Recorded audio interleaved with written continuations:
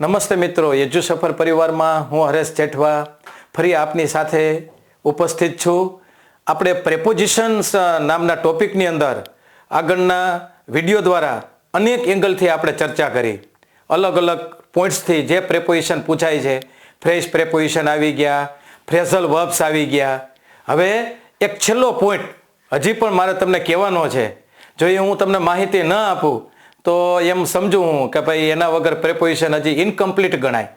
તો એક છેલ્લો પોઈન્ટ છે, એ પણ અલગ અલગ એક્ઝામમાં પૂછવામાં આવે છે. તો તેના સંદર્ભમાં પણ તમને સરસ માહિતી આપું છું. પણ એ પહેલાં જો તમને આ અમારી ચેનલ છે એ ચેનલ હજી સબસ્ક્રાઈબ ન કરી હોય તો તમે સબસ્ક્રાઈબ કરી લેજો, જેથી કરીને તમને અમારા નવા વિડીયો છે એ પણ મળતા રહે. વિડીયો જોયા પછી તમે ચોક્કસ લાઈક કરી શકો છો, શેર કરી શકો છો, તમારા કમેન્ટ્સ છે એ પણ રજૂ કરી શકો છો. ખાસ એ હું તમને ભારપૂર્વક કહું કે જેટલા તમે અમને મોટિવેટ કરશો એટલો અમારો ઉત્સાહ છે એ વધારે વધારે વધતો જશે, જેથી શક્ય હોય એટલું ઇંગ્લિશ છે એ અમે તમારા સુધી સરળ ભાષામાં પહોંચાડી શકીએ. તો મિત્રો, આપણે પ્રેપોઝિશનના સંદર્ભમાં વિશેષ આપણે માહિતી એક લઈએ. ટોપિકનું નામ આપ્યું છે ફ્રેઝલ વર્બ્સ. ફ્રેઝલ વર્બ્સ, બરોબર. ફ્રેઝલ વર્બ્સ એવું એમ કે ટોપિકનું નામ છે. તો તરત તમને પ્રશ્ન થાય કે સાહેબ ફ્રેઝલ વર્બ્સ એટલે શું?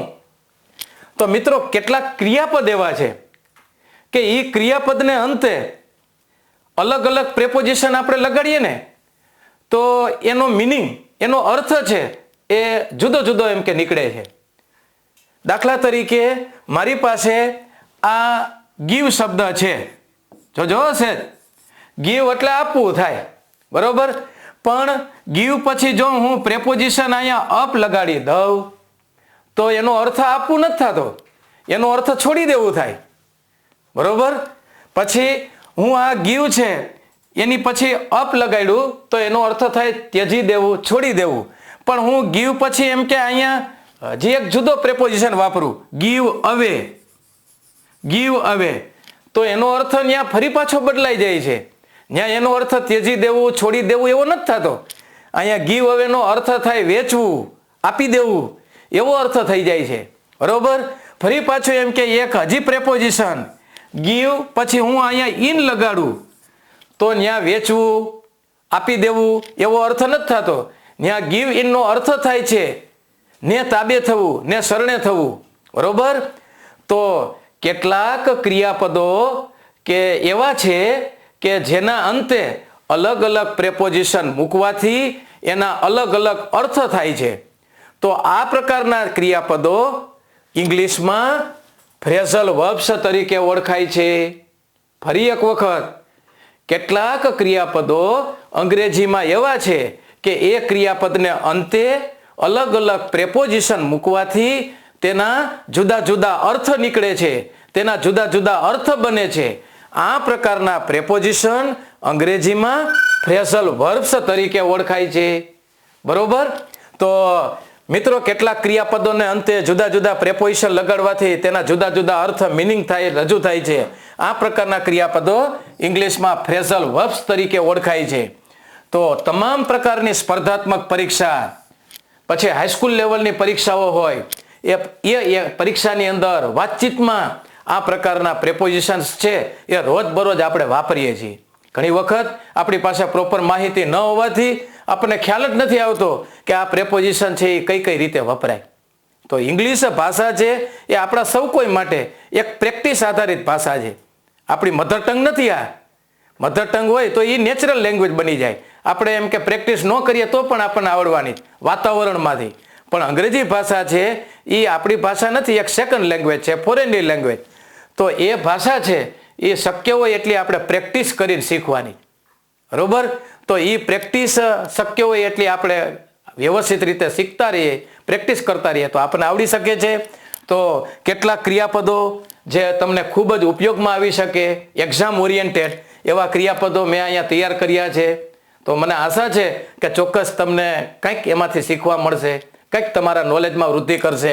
તો પહેલો શબ્દ આવે છે મિત્રો લુક શબ્દ, બરોબર. તો લુક એટલે જોવું, એ ક્રિયાપદ કહેવાય. પણ લુકને અંતે હું પ્રેપોઝિશન લગાડું તો એ ક્રિયાપદ નથી, એ ફ્રેઝલ વર્બ તરીકે ઓળખાય છે. બરોબર? તો લુક પછી મેં અહીંયા એટ લગાડ્યું, તો એ લુક એટ લગાડવાથી એનો અર્થ છે એ બદલાઈ જાય છે. ધ્યાનથી જોવું. બરોબર? કોઈ વસ્તુ આપણે ધ્યાનથી જોતા હોય ને ત્યારે ઇંગ્લિશમાં લુક પછી એટ લગાડવામાં આવે છે. જો આપણને ખ્યાલ ન હોય એટલે આપણને એમ લાગે કે ભાઈ લુક એટ એટલે જોવું. ના, કોઈ વસ્તુ ધ્યાનથી જોવી હોય ત્યારે લુક પછી એટ વપરાય છે. બુકની અંદર પણ આપણને એ શબ્દ વાપરેલો હોય છે, પણ આપણી પાસે માહિતી ન હોવાથી આપણને ખ્યાલ નથી કે આ લુક એટ એ કયા અર્થમાં એનો અર્થ રજૂ થાય. બરોબર? Look at me dear students. બાળકો તમે મારા તરફ જુઓ, એટલે કે ધ્યાનથી. Look at the blackboard. બાળકો તમે બ્લેકબોર્ડ તરફ જુઓ. મેં અહીંયા એક આકૃતિ દોરી છે, એ આકૃતિની અંદર જુદા જુદા એમ કે સંકેતો મેં રજૂ કર્યા છે. તો લુક એટ, ના તરફ ધ્યાનથી જોવું. લુક એટ ધ પિક્ચર, પેલા ચિત્ર તરફ જુઓ. તો લુક પછી એટ વાપર્યું એટલે ચિત્ર તરફ આપણે ધ્યાનથી જોવાનું. બરોબર? લુક એટ ધ સ્કાય, આકાશ તરફ જુઓ. તો એ પ્લેન ઇઝ ફ્લાઇંગ ઓવર, એક વિમાન છે ઉડી રહ્યું. તો લુક પછી એટ વપરાય ત્યારે એનો ગુજરાતી અર્થ થાય છે અમુક વસ્તુ તરફ, અમુક વ્યક્તિ તરફ ધ્યાનથી જોવું. બરોબર? લુક એટ ધ સ્કાય, આકાશ તરફ જુઓ પણ ધ્યાનથી. લુક એટ મી, મારા તરફ જુઓ કંઈક વિશેષ એમ કે ધ્યાન સાથે. બરોબર? લુક આફ્ટર, તો લુક પછી એટ આવે તો એનો અર્થ ધ્યાનથી જોવું, પણ લુક પછી મેં અહીંયા જો બીજો શબ્દ આફ્ટર વાપર્યો છે, તો ફરી પાછો ત્યાં એનો મિનિંગ બદલાઈ જાય છે. અહીંયા લુક આફ્ટર એટલે ધ્યાનથી જોવું નહીં, અહીંયા લુક આફ્ટરનો અર્થ થાય છે નું ધ્યાન રાખવું, ની કાળજી રાખવી, ની કાળજી રાખવી, નું ધ્યાન રાખવું. જો આપણે કહેતા હોય જ્યારે તમે પરીક્ષા આપતા હો ત્યારે તમારી વસ્તુનું તમે ધ્યાન રાખો. You should look after your receipt when you are giving your exam. બરોબર? આપણે આપણા વૃદ્ધ માતા પિતાનું ધ્યાન રાખવું જોઈએ. We should look after our older parents. આપણે ગરીબોનું ધ્યાન રાખવું જોઈએ. We should look after the poor. તો લુક પછી આફ્ટર, તો લુકનો અર્થ ખાલી જોવું થાય, પણ તેના પછી અલગ અલગ પ્રેપોઝિશન વાપરવાથી એના મિનિંગ બદલાઈ જાય છે. આ પ્રકારના ક્રિયાપદ ઇંગ્લિશમાં ફ્રેઝલ વર્બ તરીકે ઓળખાય છે. રોજબરોજ મિત્રો આ બોલીચાલીમાં અનેક પ્રકારની એક્ઝામમાં આ ચોક્કસ આ બધા ક્રિયાપદો ઉપયોગમાં આવે જ છે અને પૂછવામાં આવે છે. પણ આપણને ઘણી વખત એની માહિતી જ ન હોવાથી આપણને ઇંગ્લિશ શીખવામાં, ઇંગ્લિશ બોલવામાં તકલીફ પડે છે. આ જ બધી પાયાની બાબતો છે, એ તમે જો શીખતા જશો તમને આવડી જશે, તો તમે પણ એમ કે રોજબરોજ બોલીચાલીમાં આ બધા જ ફ્રેઝલ વર્બ્સ વાપરી શકો છો. જો we should look after our old parents, આપણે આપણા વૃદ્ધ માતા પિતાનું ધ્યાન રાખવું જોઈએ. હોશિયાર વિદ્યાર્થીએ નબળા વિદ્યાર્થીઓનું ધ્યાન રાખવું જોઈએ. Clever students look after the weak students. તો અમુક વસ્તુની કાળજી એટલે લુક પછી આફ્ટર. અમુક વસ્તુ તરફ ધ્યાનથી જોવું, લુક પછી at. We should look after the poor, આપણે ગરીબોનું ધ્યાન રાખવું જોઈએ. We should look after our older parents, વૃદ્ધ માતા પિતાનું ધ્યાન રાખવું જોઈએ. લુક આફ્ટર ની કાળજી લેવી, લુક એટ ધ્યાનથી જોવું. લુક ફોર, લુક ફોર નો અર્થ ત્યાં ધ્યાનથી જોવું કે ની કાળજી લેવી નથી થતો. અહીંયા લુક પછી વળી પાછો મેં એક ત્રીજો પ્રેપોઝિશન વાપર્યો. બરોબર? તો એ લુક ફોર નો અર્થ થાય કોઈ ખોવાયેલી વસ્તુ છે એ આપણે ગોતવી, ની તપાસ કરવી, ની શોધ કરવી. જો ની શોધ કરવી, લુક ફોર, ની તપાસ કરવી. હું મારી પેન શોધી રહ્યો છું. I am looking for my lost pen. ખોવાયેલી વસ્તુ. જો I am looking for my lost pen. હું મારી ખોવાયેલી પેન ગોતી રહ્યો છું. ત્યારે લુક પછી એટ નહીં, લુક પછી આફ્ટર નહીં, ત્યારે લુક પછી for. Many people move here and there in looking for happiness. ઘણા બધા લોકો સુખની શોધમાં એક સ્થળેથી બીજે સ્થળે ભટકે છે, ફરે છે. તો લુકિંગ ફોર ની શોધમાં, ની શોધમાં. બરોબર? તો I am looking for my lost purse. બરોબર? I am looking for my lost receipt, I am looking for my school bag. ની શોધમાં, ની તપાસ કરવી. The police is looking for, બરોબર. પછી આપણે એમ કે તપાસ કરતા હોય તો એ સંદર્ભમાં આપણે વાપરી શકીએ. ની તપાસ કરવી, ની શોધ કરવી એટલે લુક ફોર શબ્દ વપરાય. લુક એટ, કોઈ વસ્તુ તરફ આપણે ધ્યાનથી જોવું. લુક આફ્ટર, ની કાળજી લેવી, ની દરકાર રાખવી. પછી લુક ઇનટુ, લુક ઇનટુ, અહીંયા લુક પછી મેં ઇનટુ શબ્દ વાપર્યો એટલે ઊંડાણથી તપાસ કરવી. કોઈ વસ્તુની ઊંડાણથી તપાસ કરવી હોય ત્યારે લુક ફોર નહીં, look into. Please look into this case, it is very critical. Sir, આ કેસમાં થોડીક તમે ઊંડાણથી તપાસ કરજો, ખૂબ જ ક્રિટિકલ, એમ કે સમસ્યાવાળો કેસ છે.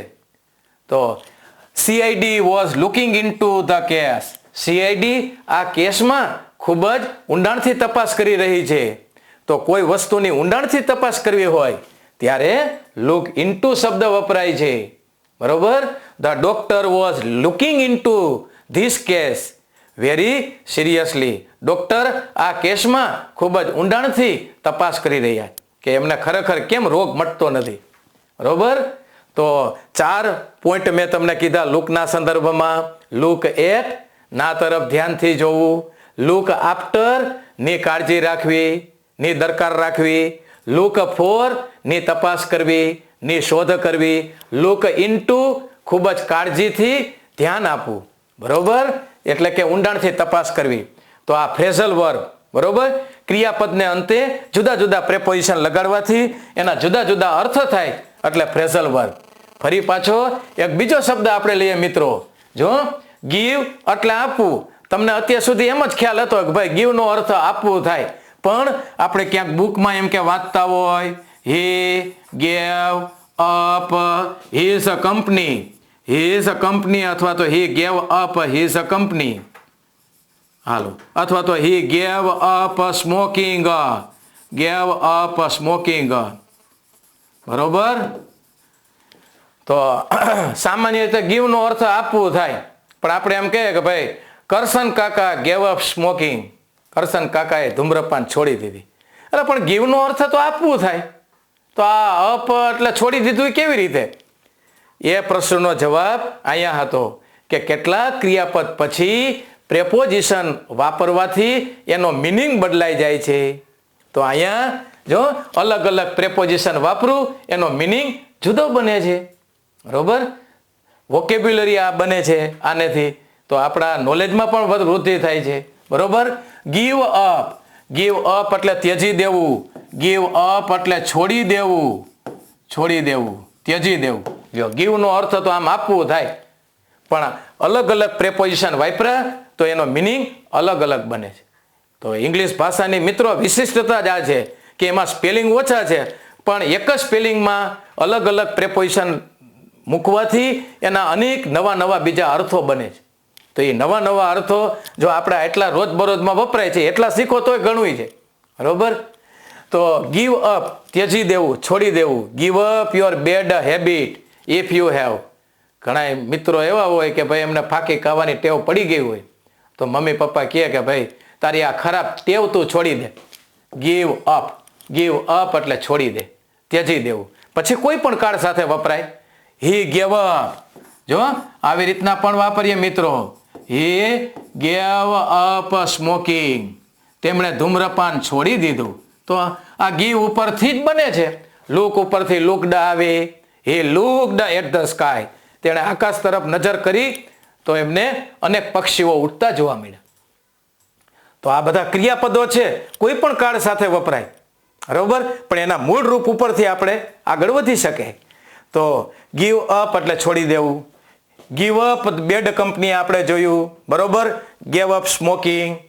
તો આવી રીતના હી gave up eating too much, એણે વધુ પડતું જમવાનું છોડી દીધું વજન ઘટાડવા માટે. તો ગેવ અપ, ગીવ અપ એટલે છોડી દેવું, ત્યજી દેવું. ગીવનો અર્થ આપવું થાય, પણ એની પાછળ અલગ અલગ પ્રેપોઝિશન લગાડવાથી તેના અલગ અલગ મિનિંગ રજૂ થાય છે. આ પ્રકારનું ક્રિયાપદ ઇંગ્લિશમાં ફ્રેઝલ વર્બ તરીકે ઓળખાય છે.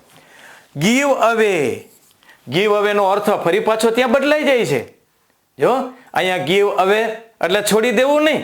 અહીંયા ગીવ અવેનો અર્થ થાય વહેંચવું, બાળકોમાં એ ચોકલેટ વેચી આપો, give away the chocolates among the children, તો ગીવ અવે વેચવું.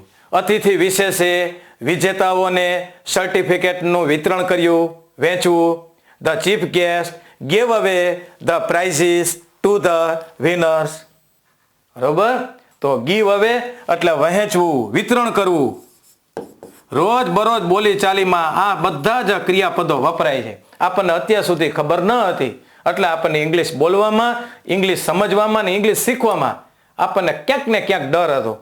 એ ડર તો જ દૂર થાય જો આપણી પાસે સાચી માહિતી આવે. બરોબર, તો ગીવ અવે એટલે વહેંચવું.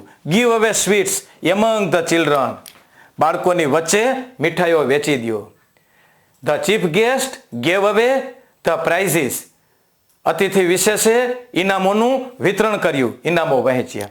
બરોબર, તો ગીવ અવે એટલે વહેંચવું અથવા વિતરણ કરવું. ગીવ બેક, ગીવ બેક નો અર્થ થાય પાછું આપવું. જો ગીવ એટલે આપવું, પણ બેક એટલે ફરી એનો મિનિંગ બદલાઈ જાય છે, પાછું આપવું. Give me back my book please, કૃપા કરી મને મારું પુસ્તક પાછું આપો.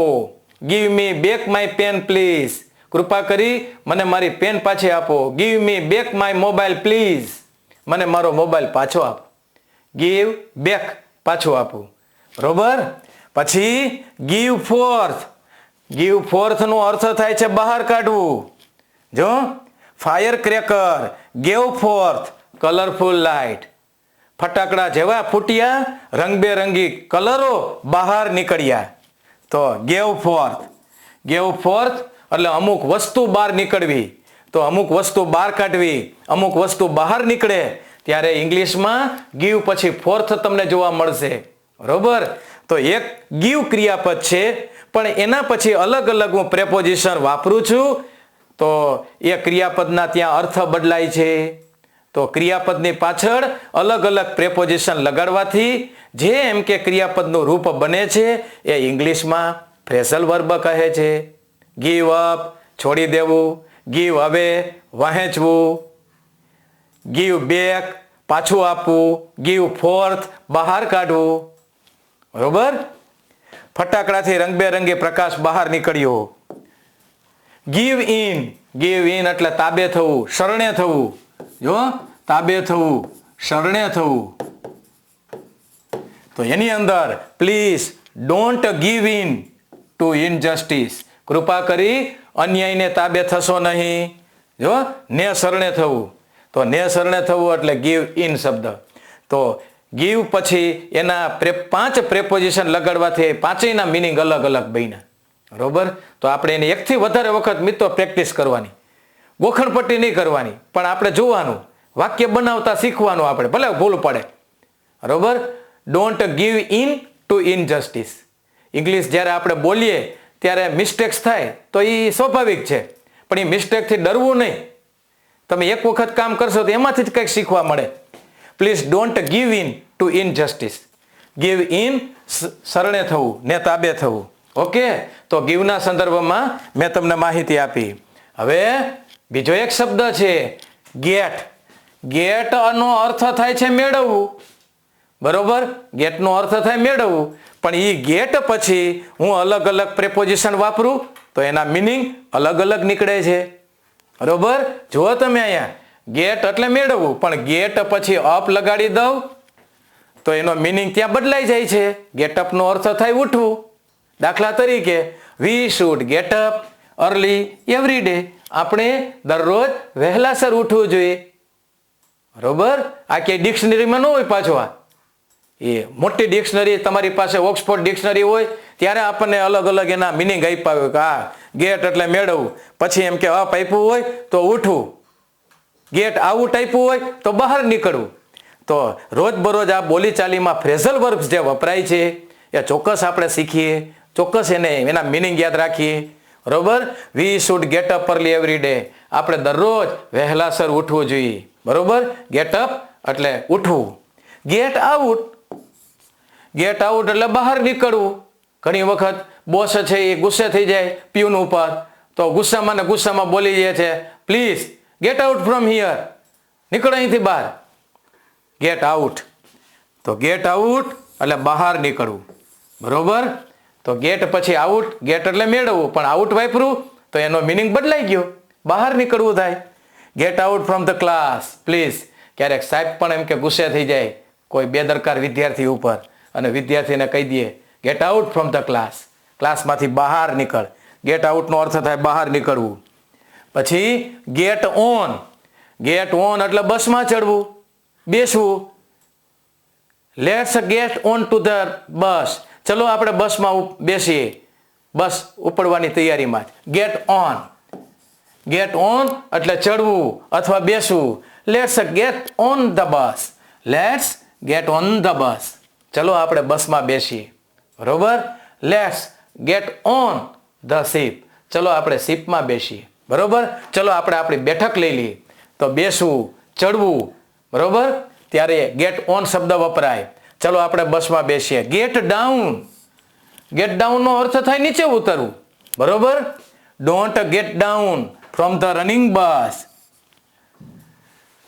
દોડતી બસમાંથી નીચે ઉતરશો નહીં. તો ગેટ ડાઉન નીચે ઉતરવું. ગેટ ઓન ઉપર ચડવું, જહાજ ઉપર ચડીએ, બસમાં ચડીએ, ટ્રેનમાં ચડીએ ત્યારે ગેટ ઓન શબ્દ વપરાય, બરોબર. દોડતી બસમાંથી નીચે ઉતરશો નહીં. Don't get down from the running bus, બરોબર. ગેટ ડાઉન એટલે નીચે ઉતરવું. ગેટ ઓફ, ગેટ ઓફનો અર્થ પણ નીચે ઉતરવું થાય છે, છોડી દેવું થાય, બરોબર.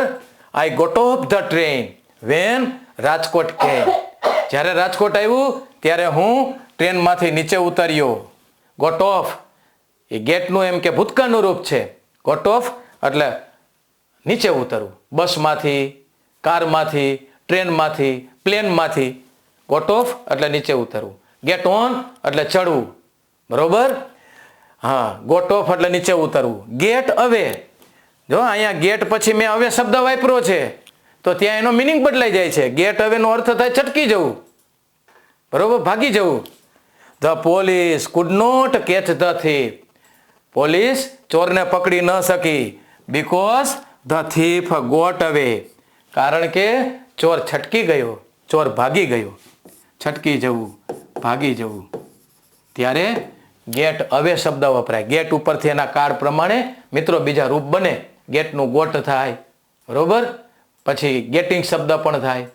તો પણ એનો મૂળ રૂપ આપણે અહીંયા લખ્યા છે બધા. ગેટ અવે છટકી જવું. હવે એના પછી આપણે શબ્દ લઈ લઈએ. ગેટ બેક, ગેટ બેક એટલે પાછા ફરવું. Last week we got back from our village, ગયા અઠવાડિયે અમે અમારા ગામડેથી પાછા ફર્યા. વેન વેકેશન વોઝ ઓવર, જ્યારે વેકેશન પૂરું થઈ ગયું.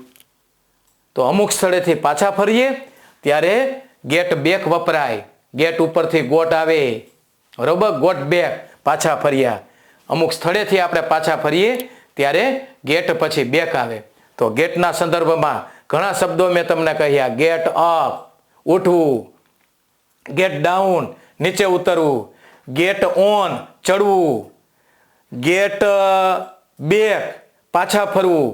આવા બધા શબ્દો એમ કે મેં તમને માહિતી આપી.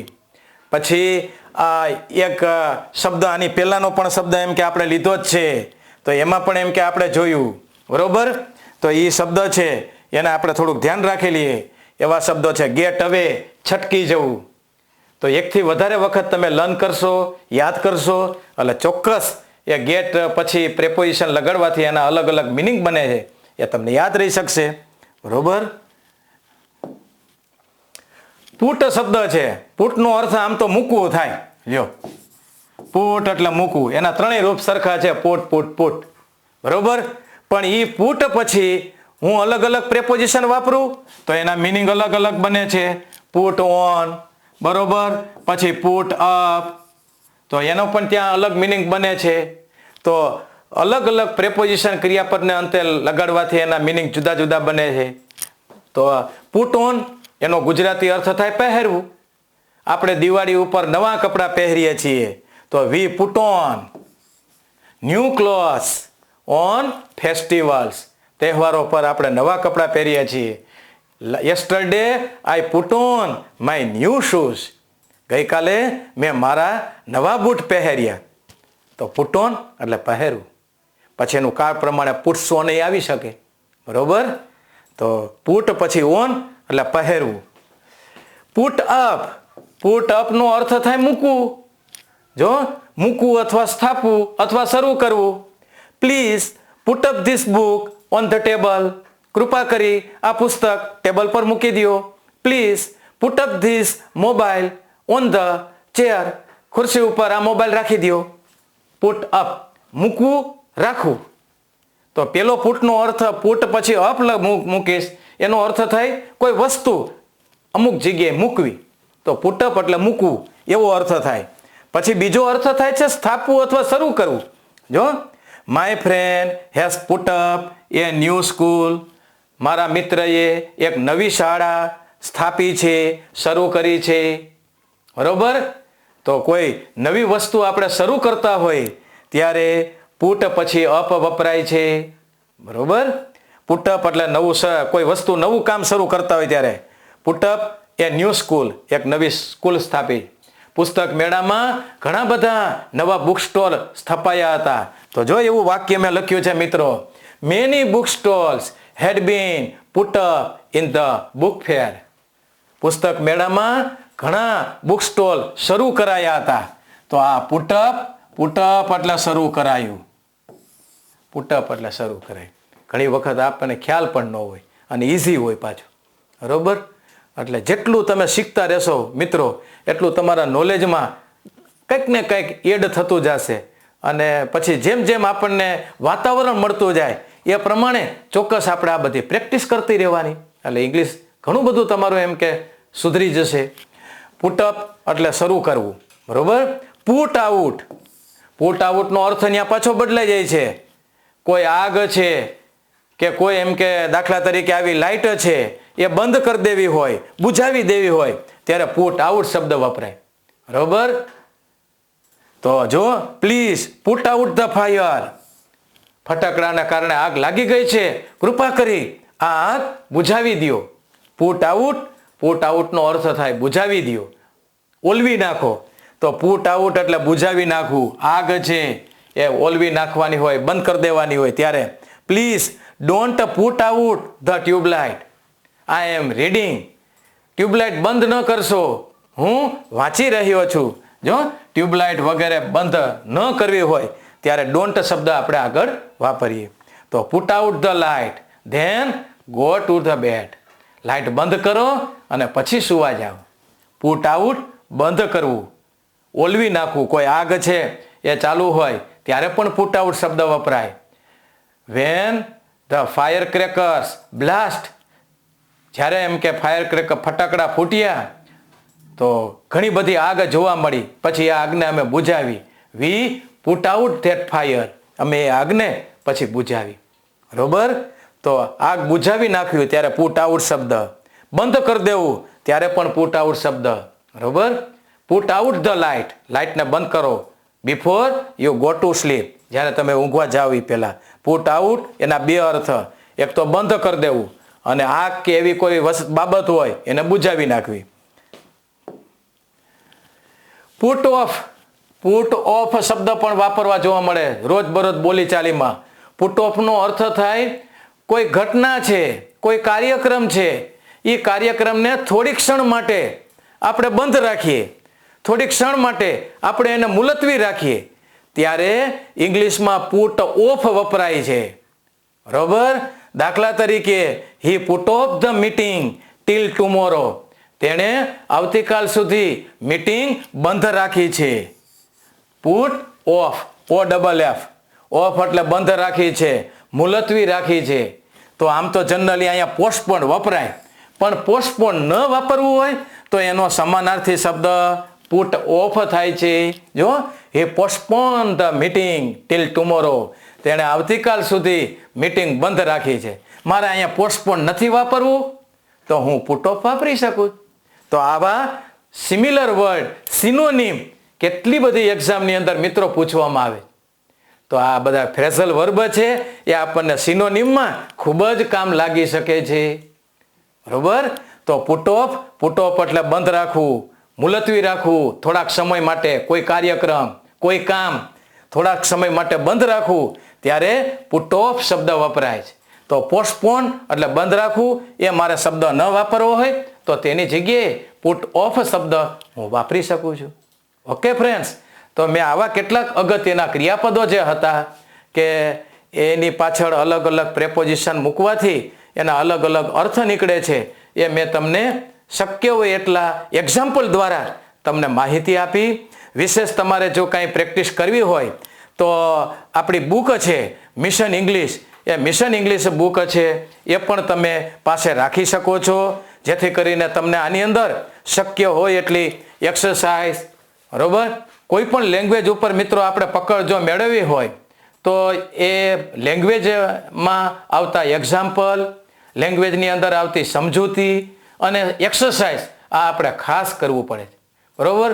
મારે એક સૂડનો ઉપયોગ ભણવો છે, પણ એ સૂડ ક્યારે વપરાય એ જો મને એનો ઉપયોગ ખબર પડે ને તો જ ખ્યાલ આવે કે કોઈ પણ પ્રકારની ફરજ બતાવી હોય ત્યારે સૂડ વપરાય. પછી કોઈ પણ પ્રકારની એમ કે આપણે કોઈને સલાહ આપવી હોય ત્યારે સૂડ વપરાય, નૈતિક જવાબદારી.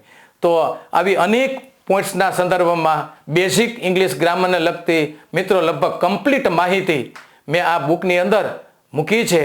દરેક વખતે હું નવા પોઈન્ટ્સ એડ કરતો જાઉં છું. મારી છેલ્લી એડિશન જે આવી છે એમાં પણ મેં કેટલાય નવા પોઈન્ટ્સ એડ કરી દીધા છે. એટલે જે કોઈ મિત્રોને આ બુક મંગાવી હોય એ અમારા નંબર આપ્યા જ છે, એ નંબર ઉપર તમે કોલ કરજો. એટલે બુકની પ્રાઇસ કેટલી, બુકમાં કઈ કઈ બાબતો સમાવિષ્ટ છે એ બધી જ અમે તમને ડિટેલ્સ આપીશું. બરોબર. Thank you very much.